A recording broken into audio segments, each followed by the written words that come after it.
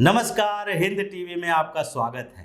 बहादुर शेख का मर्डर और उसके बाद 8 लोगों को जिंदा जला देने की जो घटना बीरभूम में घटी है, उस पर पूरे हिंदुस्तान में चर्चा हो रही है। हत्यारों की हत्या और उसके साथ मासूमों को इस हत्या के बलि पर चढ़ा देने के पीछे एक लंबी कहानी है। ये कहानी बहादुर शेख और उसके पूरे सिंडिकेट से शुरू होती है और इसके लिए आपको 10 साल जाना पड़ेगा पीछे, क्योंकि इस कहानी की शुरुआत 2010 के बाद हुई थी और फिर जैसे धीरे धीरे पश्चिम बंगाल की स्थितियां बदली, राजनीति बदला और वैसे ही सिंडिकेट का राज होने लगा, जिसने इस हत्या और आगजनी की पृष्ठभूमि तैयार की थी। बहादुर शेख जिसकी हत्या हुई और जिसके बाद इतना बड़ा अग्निकांड हुआ, उसकी पृष्ठभूमि जानना जरूरी है। कैसे एक ड्राइवर जो कि 5,000 रुपये महीने की नौकरी करता था, वो धीरे धीरे इतना बड़ा हो गया कि उसने अपने पूरे क्षेत्र में ऐसे पावर बना लिए, ऐसी स्थिति पैदा कर दी कि ताकि पुलिस प्रशासन सब उसके जेब में थे। उसने सैंड माइनिंग में अपना आधार बढ़ाया, अधिकार जमाया, एक्सटॉर्शन का काम किया और उसके साथ साथ इलीगल लैंड एक्विजिशन का भी काम किया, यानी कि गैर कानूनी तरीके से उसने दूसरे की जमीन हड़पी, दूसरे ऐसे गलत काम किए, एक्सटॉर्शन का काम किया और इसके साथ साथ उसका कहीं न कहीं संबंध कुछ आसपास के क्षेत्रों के पहले के जो उसके प्रतिस्पर्धी थे उसके मर्डर से भी जुड़ी हुई है। 2010 में बहादुर शेख एक ड्राइवर की नौकरी करता था, लेकिन उसकी महत्वाकांक्षा बहुत बड़ी थी। वो उसका जो भाई है वो डेली वेज मजदूर था, यानी कि वो 6 भाई बहादुर शेख के सब छोटे छोटे कामों में लगे थे और धीरे धीरे उसने अपना आधार बढ़ाया। 2010 के बाद धीरे धीरे वो इस ओर बढ़ा कि राजनीति और अपराध की दुनिया में कदम रख सके। उसकी महत्वाकांक्षा ने आज उसकी स्थिति मजबूत कर दी थी और जो सिंडिकेट वो बनाया था, उसी सिंडिकेट ने उसकी हत्या कर दी, जिसके बाद इतना बड़ा कांड बीरभूम में हो गया। दरअसल 2010 के बाद बहादुर शेख धीरे धीरे पुलिस के तरफ बढ़ने लगा। उसने ड्राइवर से, जो सामान्यतः वेंडर को चिकन पहुंचाया करता था, वो धीरे धीरे पुलिस के करीब आया और पुलिस का ड्राइवर बन गया। 2010 के बाद 2011 में टीएमसी की सरकार बनी और 2012 में बहादुर शेख टीएमसी ज्वाइन कर लिया।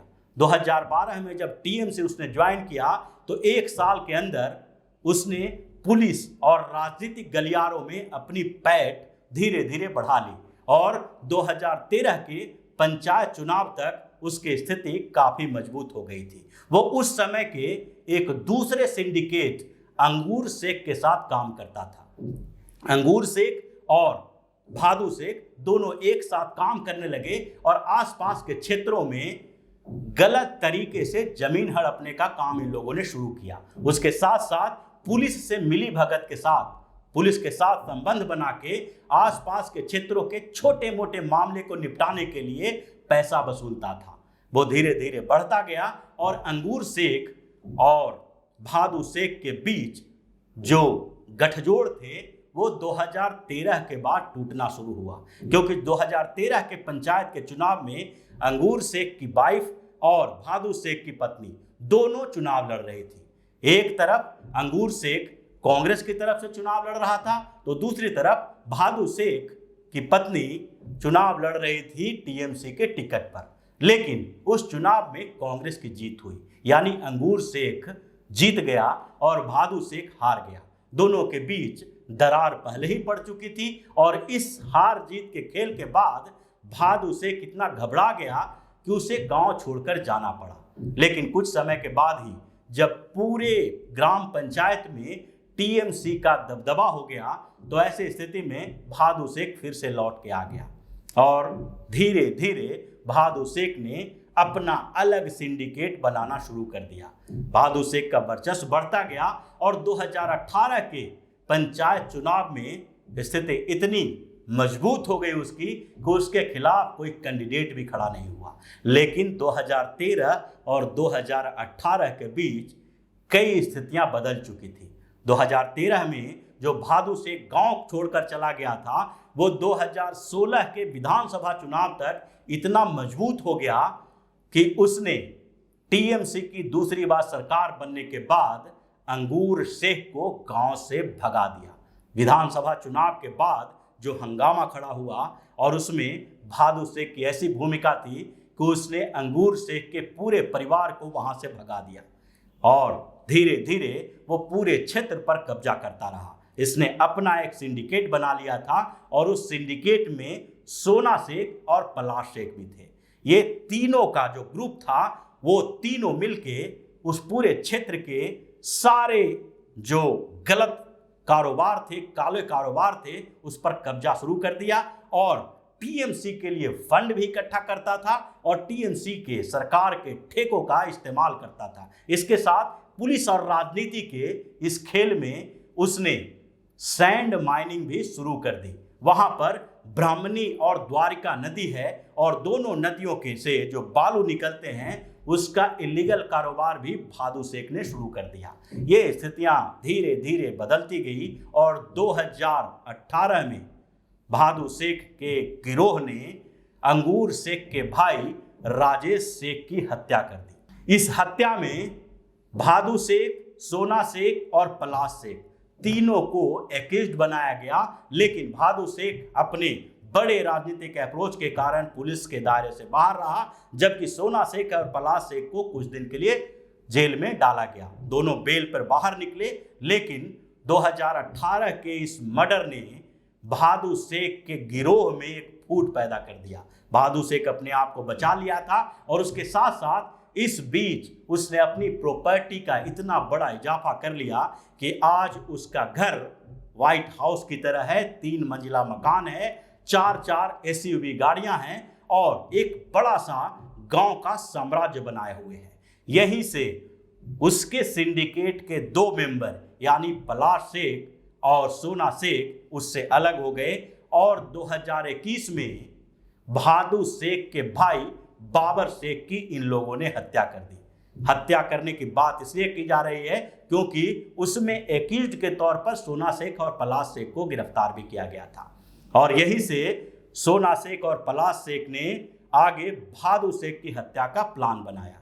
बहादुर शेख को भी इसी तरह से सोना और पलाश शेख ने मार दिया और ये पूरा जो सिंडिकेट था इलीगल कारोबार का, उसका पर्दाफाश इस मर्डर के बाद से हुई आगजनी के कारण हुआ। यानी कि पूरी स्थितियों को देखें तो एक उदाहरण है, बहादुर शेख कोई पूरे बंगाल का नहीं है बल्कि बंगाल के बढ़ रहे आपराधिक कल्चर का प्रतीक है।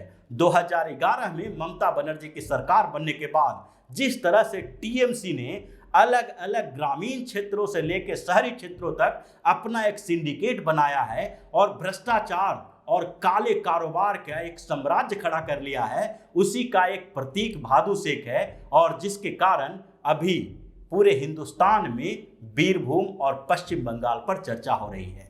ये हंगामा अपराध, भ्रष्टाचार और जो करप्शन से जुड़े हुए मर्डर की कहानी है, जिसके कारण अब पश्चिम बंगाल में ममता बनर्जी के लिए मुश्किल खड़ी होनी चाहिए। अगर सारी विपक्षी पार्टियां इस बात को नहीं उठाएगी तो फिर ममता बनर्जी धीरे धीरे और भी निरंकुश होती रहेगी। तो इसी तरह की खबरों के साथ फिर से हाजिर होंगे। तब तक के लिए बने रहिए हमारे साथ और देते रहिए हमें सहयोग, ताकि इसी तरह की खबर हम आपके लिए लाते रहें। धन्यवाद। अगर आपको हमारा वीडियो पसंद आया हो तो इसे लाइक करें, इस चैनल को सब्सक्राइब करें और हाँ, बेल आइकन भी दबाएं ताकि आप तक हमारे वीडियो की नोटिफिकेशन पहुंचते रहें। हमसे जुड़े रहने के लिए अपने सुझाव हमें कमेंट बॉक्स में देते रहें। हमें आपके सुझाव का इंतजार रहेगा। हमारे साथ जुड़ने के लिए धन्यवाद।